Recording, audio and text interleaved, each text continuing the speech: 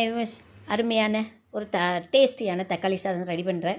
பிள்ளைங்களுக்கு பாக்ஸுக்கு போடணும் இல்லையா, காலையில் டிஃபனுக்கு. அதுக்காக வெங்காயம், பட்டை, லவங்கம், கொத்தமல்லி, கருவேப்பிலை. இதில் நான் வணக்கத்துக்காக எடுத்துட்டுருக்கிறது வெங்காயம், கருவேப்பிலை, பட்டை, லவங்கம் போட்டிருக்கேன். 2 டம்ளர் அரிசிக்கு அதுக்கு தேவையான அளவுக்கான மசாலா தான் இப்போ போட்டிருக்கோம். தேவைக்கேற்ற மாதிரி மஞ்சத்தூள் போட்டு வணக்கியாச்சு. மஞ்சள் எப்போவுமே நம்ம பயன்படுத்த போகிறோம். நோய் எதிர்ப்பு சக்தியை அதிகமாக உருவாக்குறது வந்து மஞ்சளுக்கு உண்டு. அதனால் அதிகமாக மஞ்சள் பயன்படுத்தின்னு தக்காளி போட்டு தக்காளி பச்சை வாசம் போகிற வரைக்கும் நல்லா வணக்கிடுவோம். அதுக்குள்ளே பார்த்திங்கனாக்கா அரிசியை களைஞ்சி எடுத்துடலாம். நல்லா அலம்பி எடுத்துகிட்டு ட்ரையாக வச்சுக்குவோம்.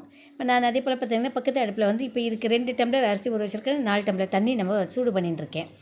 ஸோ இதில் பண்ணிட்டு இதுலையே ஊற்றிட்டு நம்ம வைக்கலாம். ஆனால் அது ரொம்ப நேரம் ஆகுன்றதுனால பக்கத்தில் நான் சூடு பண்ணிடுறேன். சுடு தண்ணி எடுத்து ஊற்றினோம்னாக்கா உடனே கொதி வந்ததும் அரிசியை போட்டு நம்ம வந்து மேக்ஸிமம் பார்த்திங்கன்னா இந்த மாதிரி நம்ம செய்யும் போதே வேலையே வந்து ஒரு 10 நிமிஷம் இல்லைன்னா அந்த விசில் வர்ற வரைக்குமான இது சூடு மட்டும் அந்த டைமிங் மட்டும்தான் நமக்கு இருக்கும். மற்றபடி அதிகமான நேரம் வீணாகாதுங்க. ஓகே, இப்போ நல்ல தக்காளி வந்து வதன்னு வதங்கிருச்சு.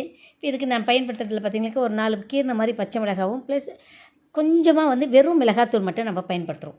வெறும் மிளகாத்தூள். இதில் தக்காளியிலே வந்து இதில் தயிர் ஊற்றி செய்கிறதா இருந்தாலும் டேஸ்ட்டாக இருக்கும். நான் வந்து தயிர் ஊற்றலை, புதினா மட்டும் போட்டிருக்கேன். தயிர் பயன்படுத்துகிறவங்க தயிர் பயன்படுத்திக்கலாம்.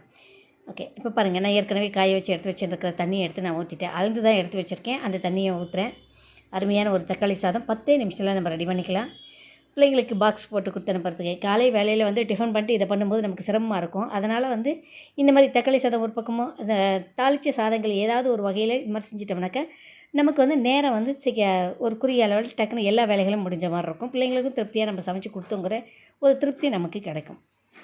சரி, கரம் மசாலா போட்டு வச்சு தக்காளியும் வணக்காச்சுங்க. இந்த நேரத்தில் நீங்கள் சால்ட்டு போட்டு டேஸ்ட்டு பக்காவாக பார்த்துருங்க.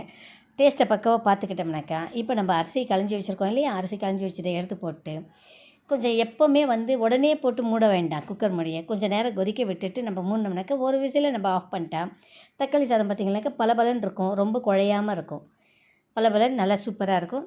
நீங்கள் எப்போவுமே மூடி போடுறதுக்கு முன்னாடி மறுபடியும் ஒரு முறை டேஸ்ட்டையெல்லாம் பார்த்துக்கோங்க. நான் கொத்தமல்லி இப்போவே போட்டு இறக்கிடுவேன். கொத்தமல்லியும் நான் போட்டாச்சு. இப்போ மூடி போட்டு லாக் பண்ணிட்டு ஒரே விசில் விட்டுட்டு எடுத்து பாருங்கள். அருமையான கம மணத்தோட தக்காளி சாதம் சின்ன கஸ்டையில் சூப்பராக இருக்கும். சாப்பிட்டு பாருங்கள். சாப்பிட்டு பார்த்துட்டு உங்களோட கருத்துக்களை கமெண்டில் பதிவிடுங்க. சப்ஸ்கிரைப் பண்ணவங்க ஷேர் பண்ணுங்கள். சப்ஸ்கிரைப் பண்ணாதவங்க சப்ஸ்கிரைப் பண்ணுங்கள். மறக்காமல் பெல் பட்டன் அழுத்துங்க. அதே போல் உங்களோட கருத்துக்களை கமெண்டில் பதிவிடுங்க. ஒரு லைக் கொடுங்க. அருமையான சுவையான தக்காளி சாதம், அதாவது நம்ம பாணியில் இப்போ நம்ம டைப்பில் சொல்லணுனாக்கா குஸ்கா ரெடி ஆயிடுச்சுங்க. சூப்பர். சாப்பிடுங்க.